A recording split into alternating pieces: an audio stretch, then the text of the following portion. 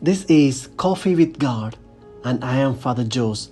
Let us begin this day with the Word of God and a short reflection.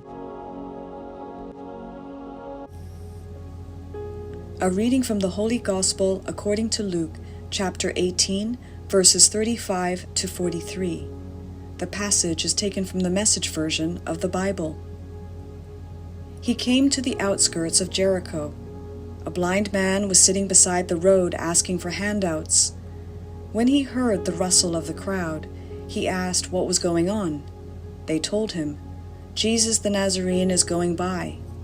He yelled, "Jesus, Son of David, have mercy on me."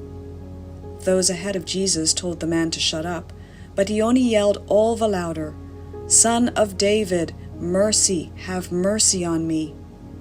Jesus stopped and ordered him to be brought over. When he had come near, Jesus asked, "What do you want from me?" He said, "Master, I want to see again." Jesus said, "Go ahead, see again. Your faith has saved and healed you." The healing was instant. He looked up, seeing, and then followed Jesus, glorifying God. Everyone in the street joined in, shouting praise to God. The Gospel of the Lord.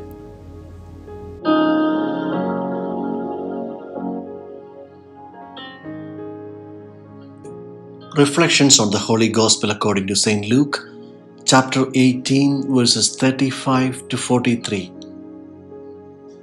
The healing story of the blind is situated in Jericho. Remember, Jesus is on his final days of the journey towards Jerusalem, where he will sacrifice his life. Jericho is located on the main pilgrim route from Galilee to Jerusalem. Most pilgrims chose this route to bypass Samaria.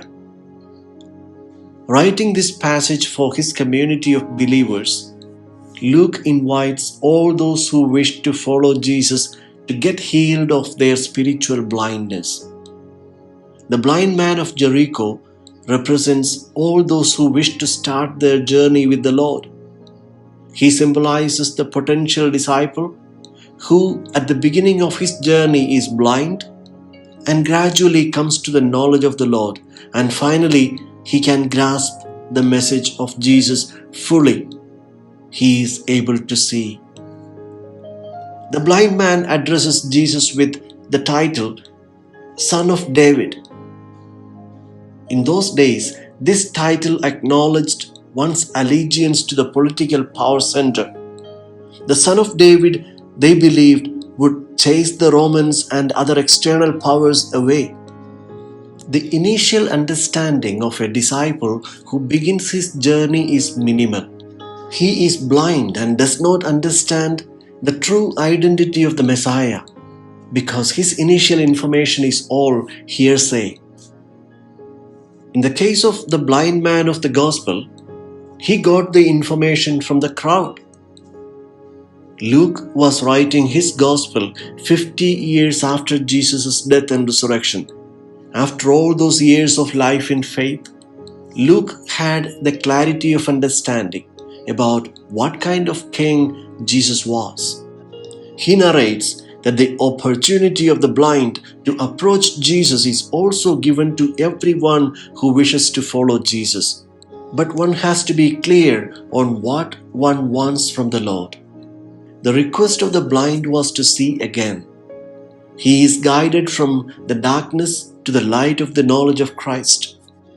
Once he gains the sight of Christ, he joyously follows him to Jerusalem. The Lord's passing by is an encounter of mercy that enables us who need help and consolation. Jesus passes by in our everyday life. We are invited to draw near to him, follow Jesus and be better Christians. Jesus, the Son of God, is before the blind man as a humble servant. Imagine God saying to a beggar, "Sir, what can I do for you? How do you want me to serve you?" God makes himself a servant of the sinful man. All the people, when they saw it, gave praise to God, says the Gospel. This is the second miracle. What happened to the blind man also enables the other people to see. The same light illuminates them all, uniting them in a prayer of praise.